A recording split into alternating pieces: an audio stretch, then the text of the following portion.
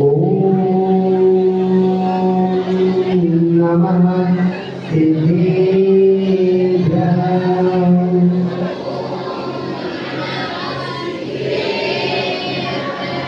ओम नमः सिद्धेभ्यः।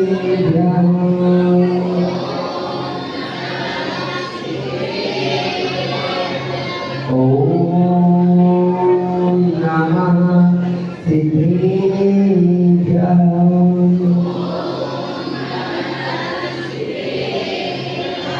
नमो वैनन्ताणं नमो सिद्धाणं नमो अमृयाणं नमो वत्सायाणं नमो रोहि नमसारणं भवभूति होकर विरक्त स्वयं आत्ममगन प्रगटालब केवल ज्ञान सूर्य वीर नहीं रहे वीर के बंधन तीर्थंकर हो जग त्राण किया तुमने पाया नव अभिनंदन वृषभादि चतुर्विंशति जिनवर शत शत प्रणाम शत शत वंदन शत शत प्रणाम शत शत वंदन शत शत प्रणाम शत शत वंदन। विष्णु सत्य पर श्री भगवान की देवादेव 1008 मूलनाथ श्री आदिनाथ भगवान की अंतिम तृतीय वर्तमान शास्त्रार्थ श्री महावीर स्वामी भगवान की परम पूज्य आचार्य प्रमुख श्रीश्वर विद्यासागर जी महाराज की परम पूज्य तीर्थ चक्रवर्ती जगत पूज्य व्यापक शांति कुमार श्रीश्वर सुधासागर जी महाराज की आराध्य संबंधी तीन कामों करोड़ महाराजों की दशलक्षण महापर्व की उत्तम शौच धर्म की मानव कल हमने अपने जीवन से मायाचारी का त्याग किया। 3 कषायों पर हम विजय प्राप्त कर चुके हैं, क्रोध मान माया। अब आज बारी है लोभ की, जिसके कारण सभी कषाय सभी पाप बनते हैं, क्योंकि कहा गया लोभ पाप को बाप बखाना। लोभ पाप का बाप है। लोभ के कारण ही हमसे चारों पाप होते हैं। लोभ होगा, लालच होगा तो हम हिंसा करेंगे। क्या अपने स्वार्थ के हिंसा करेंगे?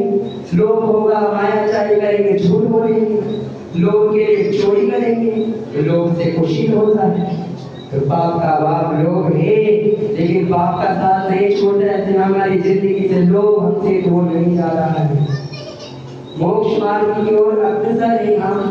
आज चतुर्थ दिवस हम छोटे स्टेशन पर पहुंचे, जिसका नाम है उत्तम शौच। यहाँ से हमें अपने आत्मा को पवित्र करना है। शुचेर भावा शौचा, शुचिता के भाव को ही शौच कहते हैं। हम अपने जीवन में किस प्रकार शुचिता को धारण करें, किस प्रकार इस लोभ रूपी अहंकार को त्याग करके हम मोक्ष मार्ग की ओर अग्रसर हो। जीवन से हम 3 भाव बताते हैं, ध्यान रहे। उत्तम क्षमा मार्जव आर्जव भाव है। बाद में कहते हैं शोध सत्य संयम तब त्याग उपाय है। शोध संयम तब त्याग के उपाय है। भावों को तो नष्ट कर दिया, अब उन भावों में सरलपन कैसे लाए वो उपाय बताती है शोच। पहला उपाय शोच है, दूसरा उपाय सत्य है, तीसरा उपाय संयम है, चौथा उपाय तप है और 5वां उपाय त्याग है। और भावों को उपायों में करने के बाद सर्वश्रेष्ठ 2 धर्म होते हैं, इसका नाम आत्मचर्य और ब्रह्मचर्य होता है। एक बार सौधर्म इंद्र ने कुबेर से कहा कि भगवान आदिनाथ को केवल ज्ञान हो चुका है, समावसरण की उत्पत्ति करो, समावसरण की रचना करो। कुबेर ने कहा मेरा क्या, मुझे क्या फायदा होगा।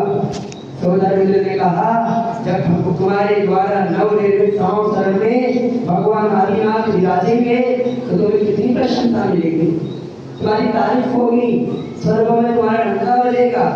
कुबेर इंद्र पूरे में समाये। कुबेर इंद्र ने अपनी सारी संपदा को लगा के एक शानदार नवनिर्मित एक समावसरण तैयार किया। अब सभी देव आ रहे हैं, सौदामित्र जी आ रहे हैं, ईशान जी आ रहे हैं, तानक जी आ रहे हैं, सभी कुबेर की तारीफ के फूल गान रहे हैं। वाह कुबेर जी, क्या समावसरण की रचना की है आपने, ऐसा समावसरण कहीं नहीं बन सकता। कुबेर जी पूरे नहीं समाये, ठंडा था घमंड और कोने में जाके खड़े हो गए कि अब भगवान नहीं आदिनाथ विराज आएंगे, मेरे समावसरण में, मेरे बनाए नवनिर्मित समावसरण में देखेंगे, उसकी तारीफ करेंगे, उसके बेटे की ओ मेरा तो यश हो गया, मैं तो धन्य हो गया, मेरे समान कोई नहीं है। और जैसे ही आदिनाथ विराज का आगमन समावसरण में हुआ, अब भगवान ने किसी को ध्यान नहीं दिया। कुबेर पूरे समा रहे कब तारीफ हो, और भगवान समावसरण के अंदर 4 अंगुल पर जाके विराजमान हो गए और कुबेर की ओर देखा तक नहीं, और कुबेर के धन का लोभ मई, धन का घमंड चूर चूर हो गया। कोई मतलब नहीं है भगवान को कहना है समावसरण बनाओ, सोने की पालकी रखो, सोने का माइक रखो, कुछ रखो, 4 अंगुल जाके विराजमान हो गए, 4 अंगुल पर बैठ गए। भगवान से दिव्य दिशा फिर गए। कुबेर जी पसीने चूर चूर हो गए। किस बात का पैसा घमंड। याद रखे, यदि तन को शुद्धता से लिप्त करने का देखें, तन को शुद्ध कैसे करें, नहाने धोने से नहीं होता है। अनादिकाल से जग में स्वामी जल से शुचिता को माना, शुद्ध की जातक सम्यक रचना त्रैविधि को नहीं पहचाना। ये क्या है भगवान, अनादिकाल से मैं इस जल के द्वारा ही अपनी शुद्धि को माने जा रहा हूँ, और इतना मदमस्त हो गया, शुद्ध सम्यक दर्शन, सम्यक ज्ञान, सम्यक चारित्र रूप रत्नत्रयों में नहीं पहचान पाया। याद रखे मानुभाव, यदि गंगा यमुना सरस्वती कावेरी में स्नान करने से तन शुद्ध हो जाता तो जीव दर्शन कहता है सबसे पहले मगरमच्छ मछली मोक्ष जाते। अगर जल के द्वारा शुद्धि होती तो मगरमच्छ और जितनी भी मछलियां हैं सभी मोक्ष चले जाते। कैसा है शरीर, व्यर्थ है इसके प्रति कामना। इस शरीर को कहा था मत रूप निहारो, दर्पण में दर्पण धुंधला हो जाएगा, और निज रूप निहारो, चेतन में चेतन उजला हो जाएगा। पहले जान के आए हम इस बात को। तो काया बूढ़ी हो चली तृष्णा हुई जवान, काया बूढ़ी हो चली तृष्णा हुई जवान, ऐसे में कैसे करे निज आत्म का ध्यान, ऐसे में कैसे करे निज आत्म का ध्यान। काया बूढ़ी होते जा रही है, क्षीण क्षीण हो रही है, लेकिन क्या करे, खिलाना नहीं पिलाना नहीं, आधे पेट कब्र में गए, आधे पेट धरती पे है, और जीने की लाशा लग गई। ऐसे समय में यदि हम जिनेंद्र प्रभु की शरण में आए तो समझे हमारा जन्म लेना ही इस धरती पर व्यर्थ है। पंडित दौलत राम जी 5वीं धारे के अंदर अशुचि भावना का वर्णन करते हुए कहते हैं, पहले रुधिर रात मन धेरी, ही कसवसान ते मेरी, नव द्वार भरे गिरकारी, अति देह करी विनारी, नव द्वार भरे गिरकारी, अति देह करे विनारी। महानुभाव, ये शरीर पर मांस रुधिर खून पर रुधिर रात जो मवाद होती है, रात मल विष्ठा मूत्र कीगल खखार चर्बी आदि से सप्त धातुओं की बनी थैली है। लो द्वारों से घृणा उत्पन्न करने वाले पदार्थ दे रहे और हम इसको संभालने में लगे, उस शरीर से प्रीति कर रहे हैं। एक बार एक व्यक्ति ने अपनी एक प्रेमिका से प्रेम किया और दोनों इतने व्यस्त हो गए कि बस हमारे समान कोई नहीं। और जब प्रेमिका ने अपने प्रेमी को बुलाया कि मुझसे मिलने आओ, तो जैसे ही वो आने लगे तो प्रेमिका ने अपने शरीर के जितने खून आदि सब है 7 घड़ों के अंदर भर दिए। क्या कर दिए? 7 घड़ों में अपने सब चीजें भर दी। जैसे प्रेमी पहुंचे तो प्रेमिका ने कहा कि 7 घड़ों को इसके अंदर है तुम्हारा प्रेम।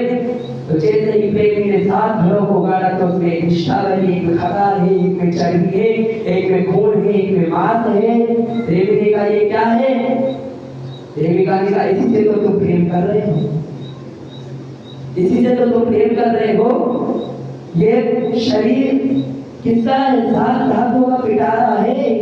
आचार्य पूज्यपाद महाराज श्लोक देशी की 18वीं गाथा में कहते हैं भवन्ति प्राप्ते यत् संग वशुचि शुचिन्यपि सहताय संततापाय तदर्थं प्रार्थना वृथा।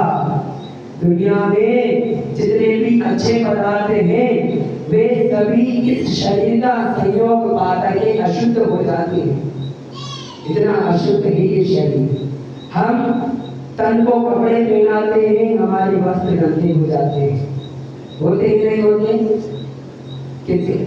वस्त्र तो शुद्ध है, अशुद्ध कौन है?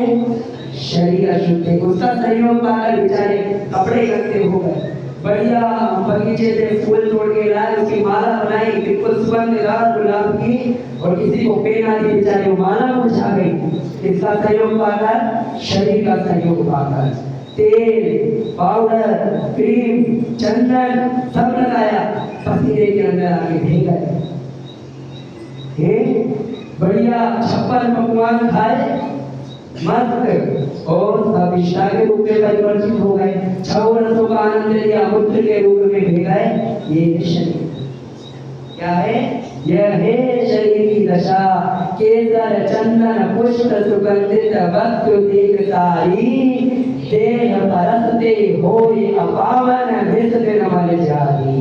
देह परसते होय अपावन नित दिन मल जाई। कितने पर वो केसर है, चंदन है, पुष्प है सब, और धीरे धीरे क्या मन के रूप में परिवर्तित होते जाएंगे, भीगते जाएंगे। ऐसा ही ये शरीर। हमें इस शरीर के प्रति, हमारा शरीर देखो मलिन है, कैसा है? मलिन है, लेकिन घृणा करने वाला है। मुनिराजों का शरीर मलिन है लेकिन जीवन को धन्य करने वाला है। याद रखे अनुभव, जितने सुगंध तीनों लोगों के पदार्थों को लगाने पर नहीं आती। हमारे मुनिराज में स्नान करते हैं, नदन तो भोगन करते कुछ नहीं, लेकिन जो उनके शरीर से सुगंध आदि तीनों लोग की सुगंध की बुझाए उनके आगे भेंट हो जाती है। भेजो से मुनिराज आप चाहिए, कभी मुनिराज के शरीर से बदबू नहीं आती। हमेशा ऐसा माहौल है जैसे वहाँ इनके समान कोई नहीं। 8 अंगों में निर्विचिकित्सा अंग का पालन करना चाहिए। पंडित दौलत राम जी कहते हैं 8 अंगों का स्वरूप बताते हुए 8 अंगों का हम जानेंगे तो लोग दशा से दूर होंगे। तो सम्यक 8 क्या होते हैं? शंकादि दोष, लेकिन उसके विपरीत होते हैं 8 गुण। उनको हम धारण करेंगे तो हमारा कल्याण होगा। क्या कहते हैं?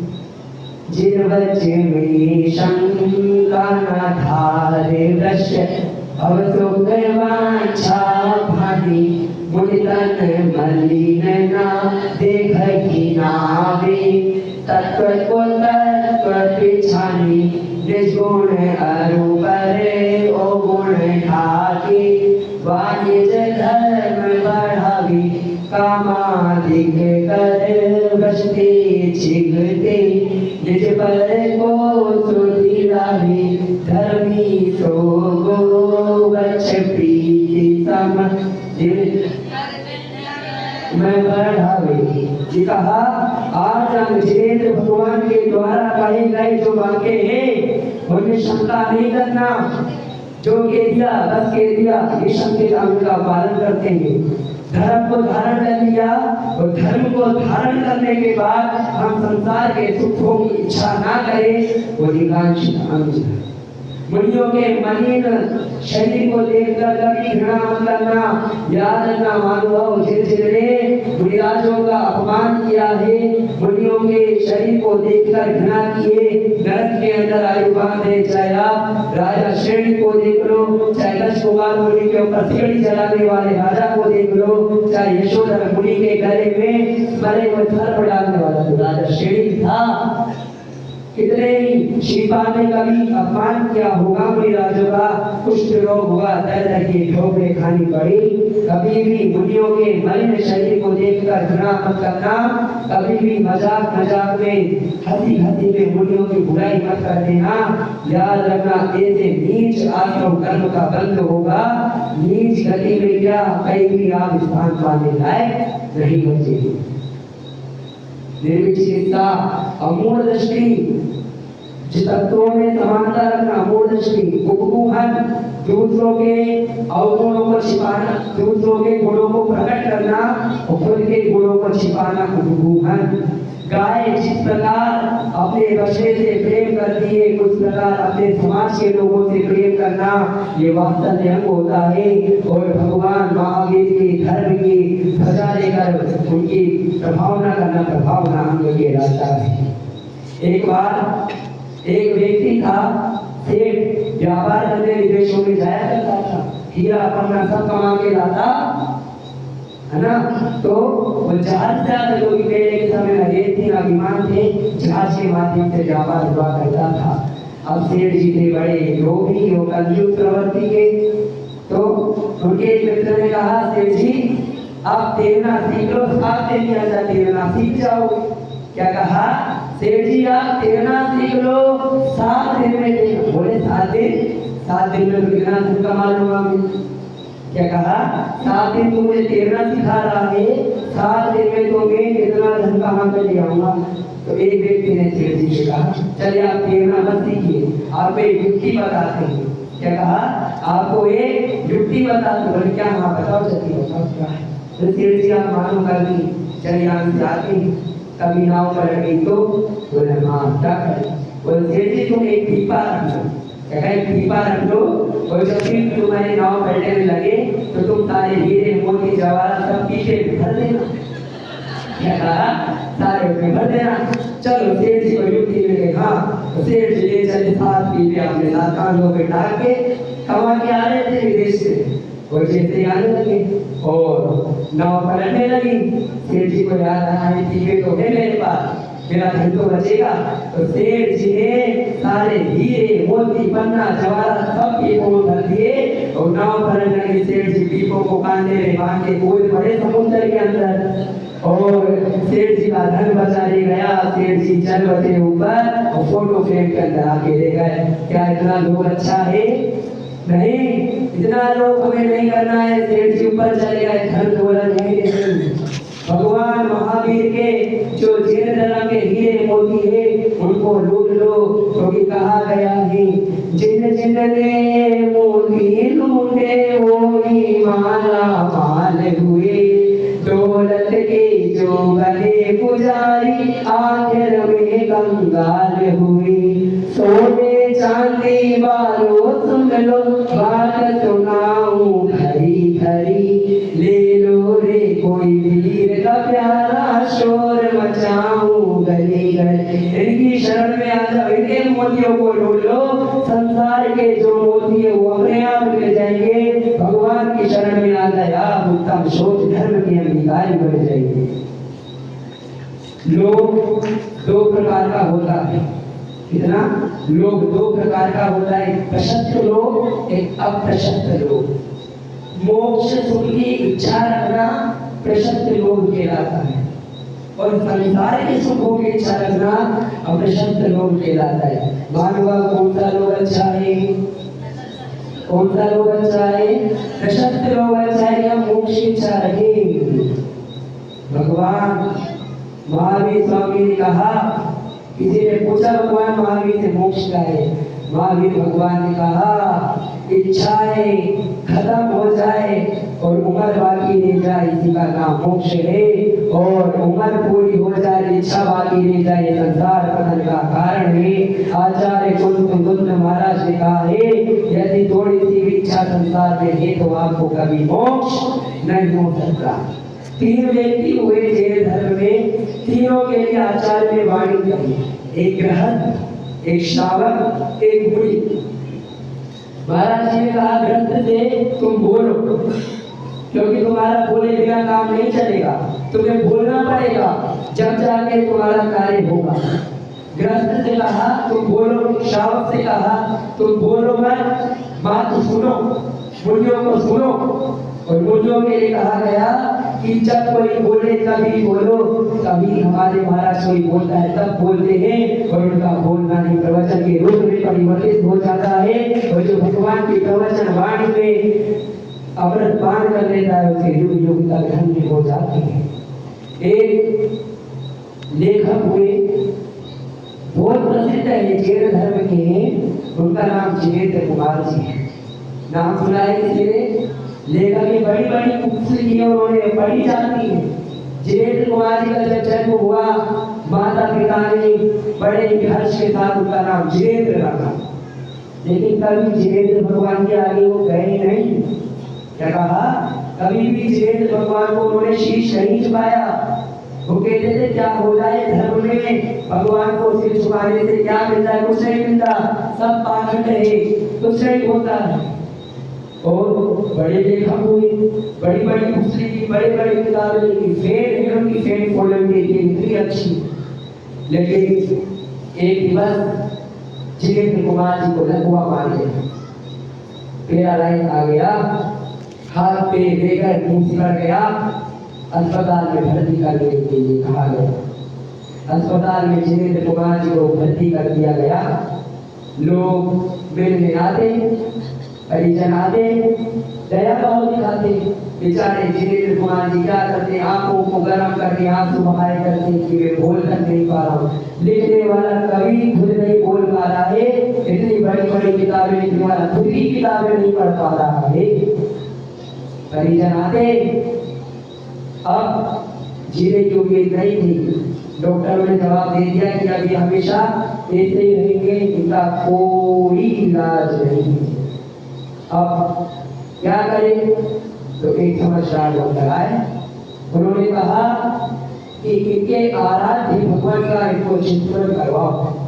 अब जिनेन्द्र कुमार जी ने तो कभी भगवान को नहीं माना, कभी जिनेन्द्र भगवान के आगे सिर तक नहीं झुकाया। क्या करें? लेकिन करना तो पड़ता। उनकी श्रीमती जी ने कहा कि अब तो कर लो जिनेन्द्र अपने आराध्य भगवान का, लेकिन क्या करें? जानते नहीं थे कौन है। लेकिन महानुभाव, हमारे जैन धर्म के संस्कार इतने अच्छे हैं। जब हम 45 दिन के हुए, हमारी माता ने हमारे कान में नमोकार मंत्र फूंक दिया था, वहीं से हमारे जैन धर्म के संस्कार प्रारंभ हो गए थे। कोई बच्चा जैन धर्म का कोई भी हो, नमोकार मंत्र उसकी श्वास श्वास में समाया हुआ है ना? कहा गया बाल्यकाल से अब तक मैंने जो सेवा की हो, देना चाहूं प्रभु आप तो बस इतना ही दो। श्वास श्वास अंतिम श्वासों में हो, श्वास श्वास अंतिम श्वासों में नमोकार भर दो। मेरा अंतिम मरण समाधि तेरे दर पर हो। लौटना श्वास श्वास में नमोकार भरो। तो जिनेन्द्र कुमार जी ने जैसे ही मेरा पद बोला, नमो अरिहंताणम, नमो सिद्धाणम, नमो आलिंगनम, नमो अच्छरणम, नमो लोरे संपसावनम। महानुभाव सुने न जिनेन्द्र कुमार जी को चेक करने आए। उन्होंने डॉक्टर से कहा, डॉक्टर साहब कौन सी दवा दी थी जिनेन्द्र कुमार जी को? उनके पैरों में कंपन हो रहा है, हाथ में कंपन हो रहा है, होठ चलने लग गए हैं। तो उन्होंने कहा, उनकी श्रीमती जी ने, हमारे जैन धर्म का ये चमत्कार है, नमोकार मंत्र पढ़ने से इतना हो गया। जिनेंद्र कुमार जी ने वहां सोचा मेरे जिंदगी भर इतना नहीं किया, नमोकार मंत्र पढ़ने पर इतना हो गया, अगर मैं जीवन भर जैन धर्म को अपना लेता तो मेरा तो बेड़ा पार हो जाता। मात्र नमोकार पढ़ने से उनके दुख दूर हो गए। और जिनेंद्र कुमार जी ने सोच लिया हाँ भैया जैन धर्म से बचा कोई नहीं है, भगवान की शरण समय में काम आती है, कितने ही स्वाभिमानी हो जाए। क्या किया जिनेंद्र कुमार जी ने?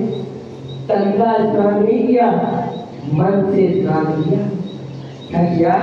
तन से नहीं, मन से अपने भावों को शुद्ध किया। नमोकार मंत्र पढ़ने से उनका लघुवा सही हो गया। और बस जिनेंद्र भगवान को उन्होंने नहीं माना था, इससे कोई नहीं जानता है, कोई समाज से दूर है, समाज में होंगे नहीं तो कौन जानेगा आपको। अब तीन प्रकार के व्यक्ति होते हैं, एक लोभी, एक संतोषी, एक तृप्त। लोभी, संतोषी, तृप्त। लोभी वो होता है जो मन से चाहता है लेकिन मुख से भी मांग लेता है। क्या है? मन से चाह रहा है मुंह और मुंह से मांग रहा है। एक बार एक ग्वाला था, दूध बेचने निकलने पड़ता था। अब लोग की पैसा कैसे ज्यादा कमाऊं, तो दूध के अंदर पानी मिला के बेचते। काफे नदी के किनारे आके दूध में पानी मिला दिया, पेड़ पर से कर देखा होता सारी घटना है, भैया तो बेईमानी कर रहा है, इससे अच्छे तो हम ही हैं, तो इंसान के रूप में भी हमारे समान है। याद रखिए मनुष्य रूप में जो विद्या साहित्य संगीत आदि के बिना ही वो साक्षात पशु के समान है। बस इतना है चारा आदि नहीं खा रहा, भोजन खा रहा है और उसकी पूछ नहीं। तो बंदर ने देख लिया और अगले दिन बंदर ने उसके जो पैसे थे आधे पैसे पानी में डाल दिए और आधे पैसे उसके पास ले दिए और कहा नाक दूध का दूध पानी का पानी नाक कटी बेईमानी। लोग गला कटाता है। आज देखते हैं अरे वहाँ घर बना है और घर के नीचे से सांप निकला है। क्या निकला है? सोने के घड़े में सांप को कोई नहीं है, पूर्व जन्म में जो उसका मालिक था वही है। सेठ जी थे, उनके पास सब धन दौलत आदि सब थी। क्या थे? धन दौलत वगैरह सब थी। उनको एक बार एक सोने की अंगूठी मिली। क्या? एक सोने की अंगूठी मिली। लोगों ने कहा सेठ जी इसका सिक्का बनवा लो।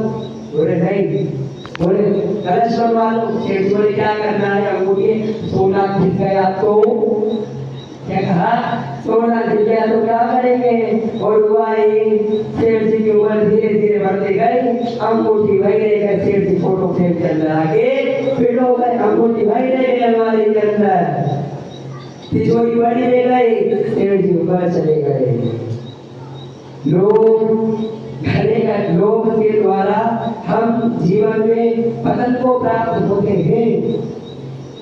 कहा गया यहाँ पर हम दूसरों को अपना मानते हैं। लोग किसके कारण? दूसरों को अपन मानते स्वार्थवश। क्या? स्वार्थवश हम दूसरों के हैं, पैसे से वैल्यू नहीं।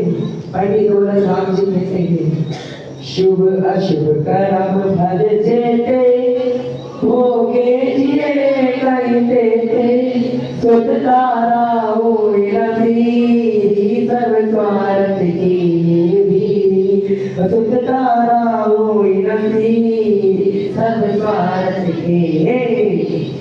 पूर्णवती माता जी अपनी नवदेवता की पूजन के लाइन में की थी और जिनको अपना माना उनसे ही दुख पाया, फिर भी क्यों राग किया यह समझ नहीं आया।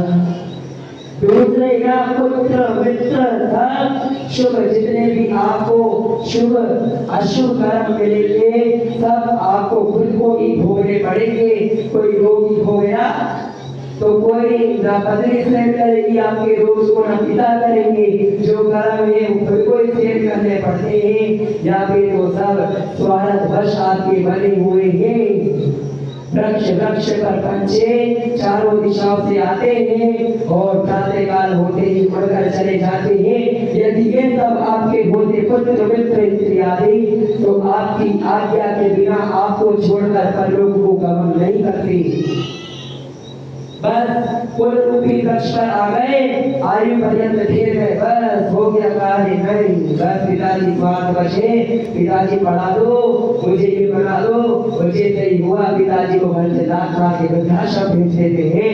ऐसी औलादों को तो जैन धर्म के अंदर मंदिर के अंदर स्थान पाने का कोई अधिकार नहीं है, जो अपने माता पिता को दंड ठोकरे खाने को बेबस कर दी। एक बार एक पंडित जी थे, अब वो आ रहे थे गमन करते हुए नगर से। अब बीच में वेश्या जी का घर पड़ा। अब वेश्या बड़ी धार्मिक थी, पंडित जी की परीक्षा लेना चाह रही थी। शाह ने कहा, पंडित जी किधर जा रहे हो? पंडित जी बोले, घर जा रहे हैं, क्या करें? अब पंडित जी पानी तो पी के चलेगा। पंडित को दिमाग खराब है तुम्हारा। मैं पंडित को कहा तुम नीच जाति के लोग उच्च जाति का तुम पानी पिलाओ। पंडित जी 1500 रुपए दूंगी, पानी दे के चले जाओ। लोग बढ़ गया पंडित जी के मन में लड्डू कोठा, पंडित जी घर में चल पड़े। अब वेश्या ने कहा, पंडित जी पानी तो पी रहे हो नीच जाति के लोगों के हाथ का, एक काम करो चाय और पी लो, 3000 दूंगी, 3000 ले लेना, चाय पी के चले जाना। लोग बढ़ते जा रहे हैं। पंडित जी ने चल रहा 3000 मेरे कौन देख रहे हैं तुम? देख तो नहीं रहा? हाँ नहीं देख रहा, है कोई नहीं देख रहा। मैं कहा पंडित जी अब एक काम करो, चाय आगे पानी आगे खाना भी बना के लाती हो, आप खाना खा के जाना। 10,000 दूंगी आपको। 10,000 का लोग बड़ा। पंडित जी बोले हाँ ठीक है चलो खाना। बोला पंडित जब 3 चीजें हो गई, खाना भी बन गया, चाय भी आगे पानी, अब बस एक काम कर दो, आपको 50,000 में आपकी हथेली में आ जाएगी, मेरे हाथ से खाना खा लो। क्या कहा?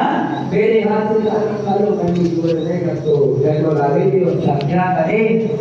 तो पंडित जी ने कहा चलो खिला दो, कोई नहीं देखा। जैसे ही पंडित जी ने खाने के लिए अपना मुंह आगे बढ़ाया, वेश्या ने घुमा के जोरदार थप्पड़ पंडित जी के गाल पे ठेस मारा। वेश्या ने कहा तू हो सकता है नीच का, लेकिन मैं अपने धर्म से किसी का धर्म भी मुख नहीं करने दूंगी। पंडित जी में क्या था? लोभ। क्या था? पंडित जी लोभ के कारण बस थप्पड़ खा के आना पड़ा। तो क्या करें? आज हम देखते हैं समाज के अंदर शादी ब्याह आदि के बहुत कार्य होते हैं, है ना। एक पिता अपने पुत्र पुत्री के विवाह के लिए अपने जीवन की पूरी पूंजी खर्च कर देता है।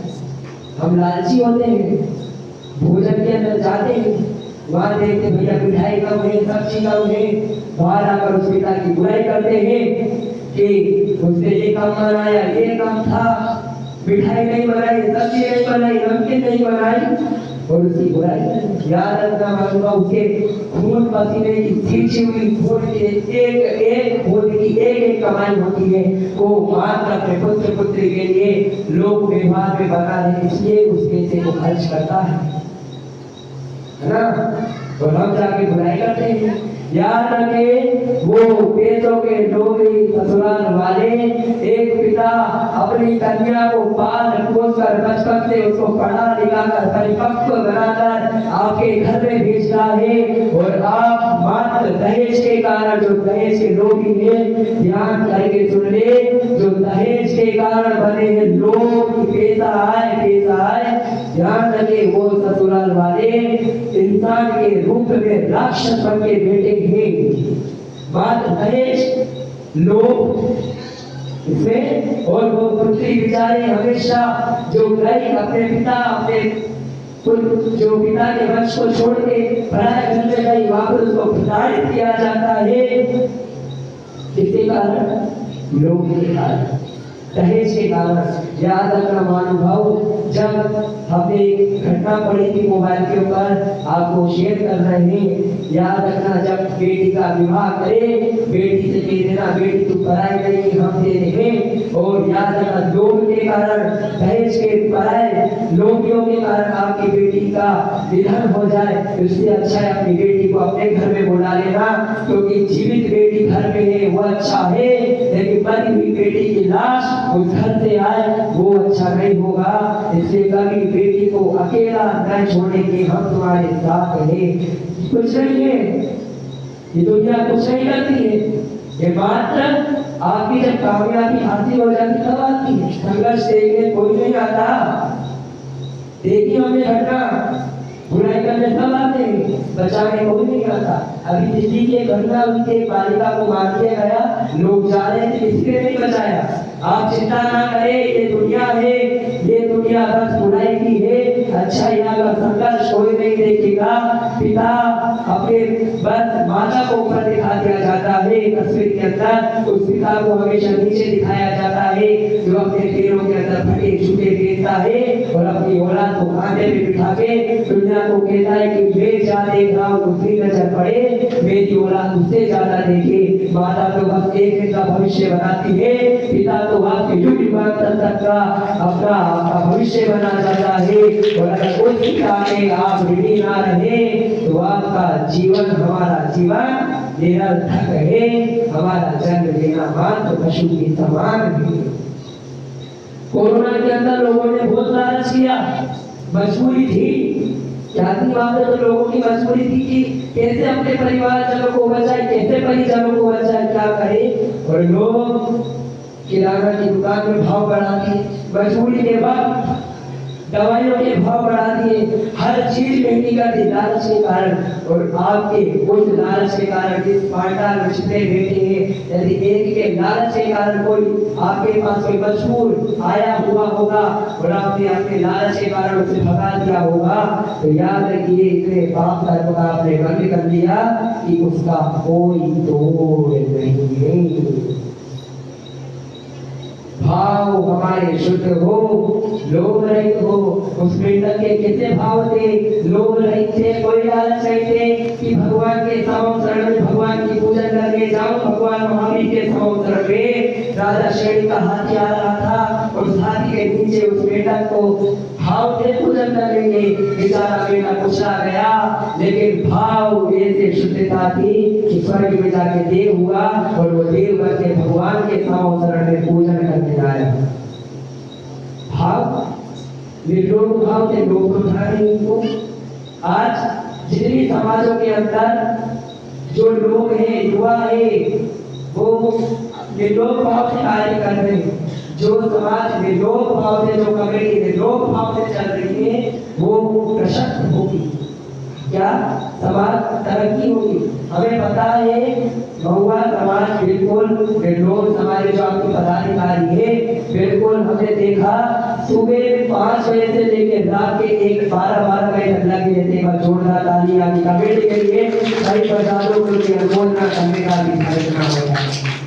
लगे तीनों चारों लगे हैं, बाकी सब लगे, संगीत में लगे, कैसे भी लगे, एक हमारा सहयोग होता है। एक बार एक देव जी को, राजा को समय साल ग्रंथ मिला, क्या मिला, समय साल ग्रंथ मिला, प्राकृत में लिखा था।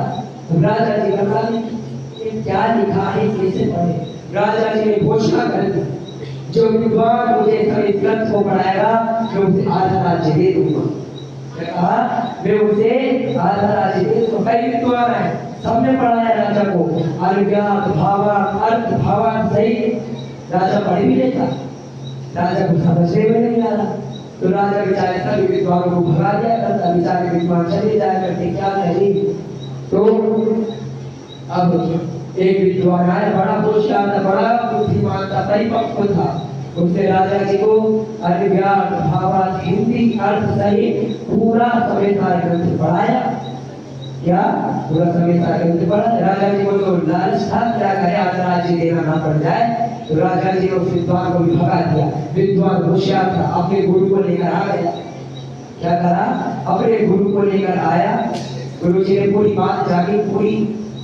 गुरु जी ने राजा से पूछा, क्या तुमने अज्ञात अर्थ भावार्थ सहित समेत पढ़ा?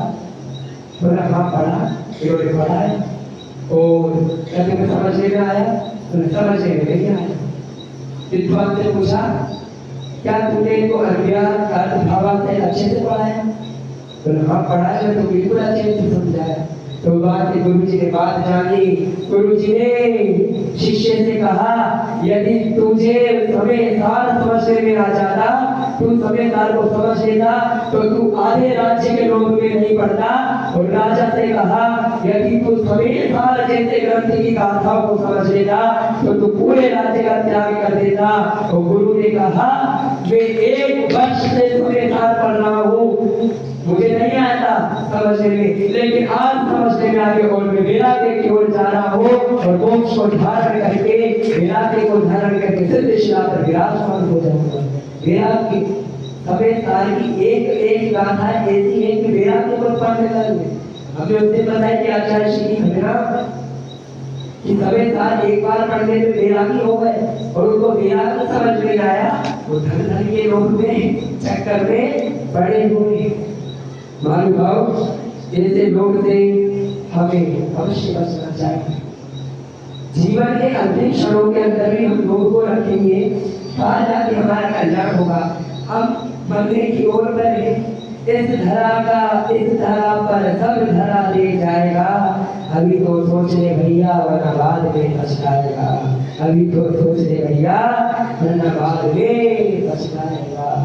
गोधन गजधन बाज धन, गोधन गजधन बाज धन और धन धन खान। जब आवे संतोष धन फिर सब धूल समान। जब आवे संतोष धन फिर सब धूल समान। तेरे के रूप में धन को नहीं चलती थी, प्रॉपर्टी बिल्डिंग आदि है ना।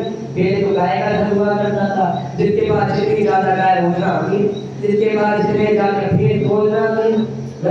लेकिन इन धनों के बाद जब हमारे जीवन में संतोष रूपी धन आ जाएगा, हम भी मोक्ष मार्ग की ओर अग्रसर हो जाएंगे। जीवन के अंतिम क्षणों में एक सेठ जी थे, बिल्कुल कंजूस थे, बिल्कुल प्रवृत्ति कुछ नहीं थी। अंत समय में मरने की बात आई, अपने बेटों को बुलाया। बेटों ने कहा पिताजी अब तो क्या करें, अब तो आप बूढ़े हो गए, मरने की ओर चल पड़े, अब तो कुछ तो कर लो धर्म का नाम, है ना, राम का नाम जप लो। पिताजी भूल पड़े, अरे राम प्रसाद से 10,000 रुपये बाकी मेरे उधारी को लेके आया। क्या कहा, राम प्रसाद से 10,000 की उधारी बाकी लेके आ जाना।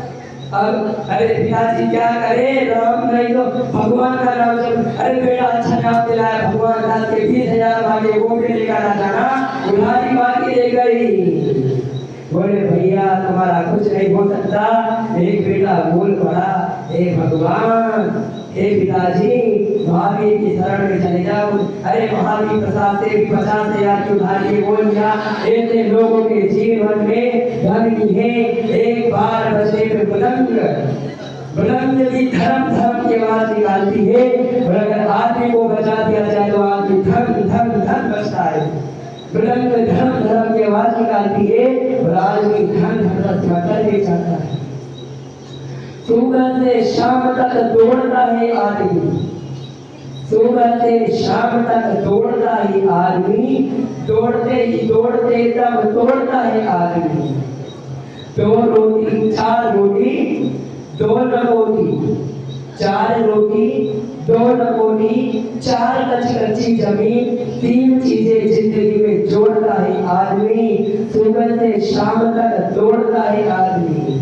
सुबह अर्धी शाम पलना, सुबह अर्धी शाम पलना, दोपहर 4 पाई 3 लकड़ी जिंदगी में तोड़ता है आदमी। सुबह से शाम तक दौड़ता है आदमी, दौड़ते ही दौड़ते तब तोड़ता है आदमी। यही हमारी स्थिति है। बस लकड़ी की काया है यहाँ पर। ये सोच रहे हैं ना, मेरा बेटा है आज कलेक्टर बन गया, आज इंजीनियर बन गया, फिर तो जेल से रहूंगा। याद रखे वही बेटा जब शमशान में जाएगा तो आती है लाइन, तेरा ही बेटा ओ तेरा ही बेटा तुझको आग लगाएगी, जीवन है पानी की बूंद। जिस पत्नी से प्रेम करते हो, तेरी के भाई अंधेरी के अंदर स्वर्ग का ले जाएंगे। क्या है? जीते भी लकड़ी मरते भी लकड़ी, देख तमाशा लकड़ी का, जब तेरा जन्म हुआ था ते पल न आया लकड़ी। जब स्टार्टिंग में हम जन्मे पलने का इसका लकड़ी का था, रंग में भाई काते लकड़ी की शैया पे थे। ओ राम राम सत्य चरण हरिहंस नाम सत्य, आगे आगे प्रभु के गीत गाते चलो, हरिहंस नाम सत्य लिए बोलता चलो। बाकी की समझ में भगवान को अनुभव यहाँ सब लोग ये सभी अच्छी सभी अपने अपने स्थान पर भीख मांगते हैं। क्या कहा? सभी अपने अपने स्थान पर भीख मांगे। गरीब मांगे तो भीख, अमीर मांगे तो चंदा। गरीब मांगे तो भीख, अमीर मांगे तो चंदा, और बड़े बड़े साइंटिस्ट मांगे तो सब्सिडी। हर देश वाले मांगे, देश वाले से मांगे तो लोन। बस सब मांग रहे हैं, अमीर लोन मांग रहे हैं, साइंटिस्ट सब्सिडी मांग रहे हैं। बड़े बड़े पैसे वाले भी तेरे द्वारे आते, अरे बड़े बड़े पैसे वाले भी तेरे द्वारे आते। हमको ये मालूम कि वो भी मांग दिखाते, वो भी मांगते आ रहे, सब मांग रहे हैं। बस हमारा जीवन जब धन्य हो जाए, जब कहते भगवान सुख में प्रभु का स्मरण कर ले, है ना, तब दुनिया में आवश्यकता नहीं होगी। धन क्या है? धन तो नहीं धरा रह जाएगा, देना आसान। धन छोड़ दो, धन हाथ का मेल है। आदमी लिख के तो चला गया, धन को काम नहीं आता, बस एक लाइन लिखना भूल गया, भैया धन काम आए है, जीते जी बहुत काम आता है, जीते जी बहुत काम आता है वो धन। धन से हमारी पहचान है। अगर ना यहाँ पे किसी की कोई पेज नहीं है, धन जितना धन यशा लोग नहीं हमें क्या है, यशा लोग है, समाज में प्रसिद्धि मिलेगी, हाँ तिलक लगेगा, माला पे आएंगे, मुकुट भले आ गए, होली लेना धन बोलेंगे, होली जो बिना स्वार्थ शरीर का लोभ है, शरीर को रिझाने की गलत गलत दवाइयां दे रहे हैं। और जो हमारे जो 6 व्रतों का लोग है, खा रहे सब खा रहे, होटल का खा रहे, भाषा खा रहे, सब चल रहा है। यहाँ पर आगे का प्रवचन सुनिए। मन मेला तन उजला या बगुला की दे, मन मेला तन उजला या बगुला की दे, या पे तो कौवा भला भीतर बाहर है। यहाँ पे तो कौवा भला भीतर बाहर। एक बात यहाँ पर प्रवचन आदि पूजन आदि में समझकर हम एक हिंदी के अंदर 2 लाइन आ गई। सदा संतोष कर प्राणी, यदि सुख तेरा चाहे, बिता दी मन की तृष्णा को, यदि दुख से बचा चाहे। यह तृष्णा जिस दिन हमारे जीवन में आ जाएगी, हम धन्य हो जाएंगे। हमारे भाव एक विषय हम आपको आज के देते हैं। धन की बात आती है, क्या 8वें दिन हो जाएंगे, हम लेट हो जाएंगे। आपको बताया जाए, जैन धर्म के ऊपर मुनियों के ऊपर सन 1995 के अंदर जयपुर के अंदर घेरा आतंकवाद छाया। मुनिराज कैसे बचे? मुनिराजों का अपमान किया जा रहा था, मुनिराजों की तस्वीरों को फाड़ा जा रहा था, मुनिराजों को हर रंग नंगा आदि के कर उनका अपमान किया जा रहा था। उसी समय सांगानेर की धरा पर एक ओजस्वी महापुरुष परम पूज्य सुधाचार्य जी महाराज का आगमन होता है। इतिहास बदलने के लिए आगमन होता है। पूर्व में भी लाली है, पश्चिम में भी लाली है, पूर्व में भी लाली है, पश्चिम में भी लाली है। एक सुनाती एक जगाती दोनों अंतर वाली है, एक सुनाती एक जगाती दोनों अंतर वाली। पूर्व में भी लाली होती है, लेकिन वो क्या करती है? जगाती है। और शाम को भी लाली होती है, उठा कर सुनाती है। तो एक धोती का सिपाही कौन? कलम का सिपाही सुना है, धोती का सिपाही, सियारवान महाविद्यालय से पढ़कर आए विद्वान आदमी श्री शीतल चंद जी। वो उनका सपना था कि मैं विद्वान बना, मेरे जैसे लोग विद्वान करें। वो ये सपना सचो कर लायक है। धोती के सिपाही आचार्य के पास हमें महाराज एक संस्थान चाहिए, संस्थान चाहिए, बड़े राज्यों को बचाना है, श्रवण संस्कृति की ध्वजा फहरानी है, क्या करें? क्या करें? तो उसी समय सुधा सागर जी महाराज को पता चलता है, शांति रखे थे कि बच्चे आगे के महाराज जी को पता चला कि इतनी घटना जयपुर के अंदर एकांतवाद द्वारा मेरा चुका।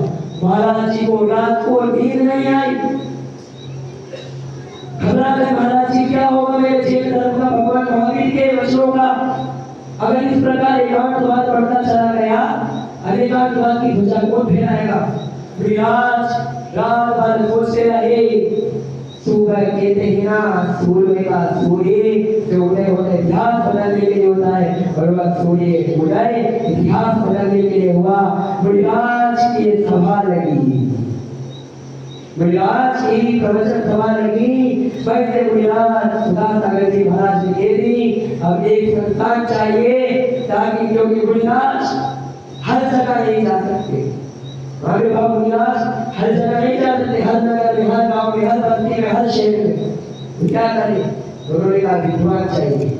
विद्वान तो थे लेकिन परिपक्व और कुशल वक्ता वाले विद्वान चाहिए, अनेकांतवाद के विद्वान चाहिए। सिक्के के दो पहलू होते हैं, दोनों से चलना पड़ेगा।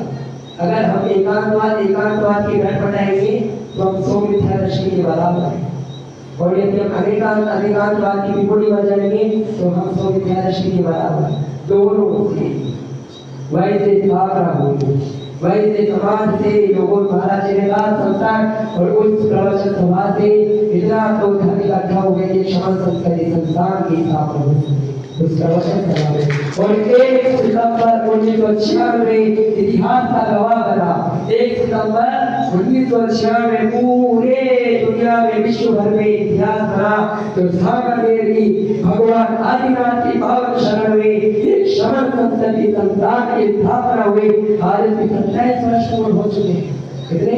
27 वर्ष पूर्ण। महाराज जी का सपना था, सच हो रहा है कि मेरे द्वारा बनाए गए विद्वान धर्म की ध्वजा फहरा के आज विराज के आशीर्वाद से पूज्य गुरुदेव कहते हैं सभी तीर्थ क्षेत्र, अतिशय क्षेत्र, सभी तीर्थ क्षेत्र एक तरफ, और जो दुनिया को हिलाने वाला, धर्म की डंका बजाने वाला श्रवण संस्कृति संस्थान एक तरफ। आप एक बार उस पावन श्रवण संस्कृति संस्थान के मंदिर की या संस्थान के परिक्रमा काट के आ जाना, आपका जीवन धन्य है। संस्थान में जो भी है अपने वहां से सहयोग से होता है, कोई वहाँ पे सरकार वहाँ पे मदद नहीं करती है, गवर्नमेंट कोई सब्सिडी नहीं देती है, वो मात्र जैन दिगंबर जैन समाज के सहयोग से संस्थान चल रहा है। संस्थान के अंदर मानभाव, सर्वप्रथम बच्चों को सुबह 5 बजे प्रार्थना में जाना पड़ता है, और प्रार्थना के बाद 6 बजे 250 बच्चे एक साथ जितेंद्र प्रभु का अभिषेक करते हैं। अभिषेक के बाद बच्चों को अल्पाहार प्रदान किया जाता है। अल्पाहार के बाद हम विद्वान समाज में जाके लोगों को कैसे झाड़ित करें, कैसे अपने लोगों का आकर्षित करें, उनको शिक्षा प्रदान की जाती है। उसके बाद भोजन आदि उनको दिया जाता है। उसके बाद सभी विद्वान जैन धर्म में समझ के ना रह जाए, लौकिक शिक्षा में भी उनका सर्वांगीण विकास हो, लौकिक शिक्षा के अंदर भी वो पढ़े जाते हैं। उसके बाद वापस आते हैं तो 1 घंटा आदि देता है बीच में बाद, उसके बाद भोजन, उसके बाद महाआरती और क्या कक्षा आदि चलती है। इस प्रकार जिस टाइम टेबल है। कोई संस्थान भारत वर्ष से श्रवण संस्कृति परीक्षा बोर्ड चलाता है, जिससे वर्तमान में 30 से 40 हजार विद्यार्थी रजिस्ट्रेड हैं। वही संस्थान 12 वर्षीय पाठ्यक्रम चलाता है, जिसके अंदर 20 हजार से ज्यादा 12 वर्षीय पाठ्यक्रम के विद्यार्थी जुड़े। ऐसे संस्थान में यदि हम अपने धर्म योग, हमने कहा जब श्री रामचंद्र जी राम सेतु का निर्माण कर रहे थे तो लोग बड़े बड़े पत्थर फेंक रहे थे, लेकिन गिरिजी आकर अपना एक छोटा सा योगदान एक कंकड़ रख के चल गए, बस उसका नाम कई चढ़ के हो गया।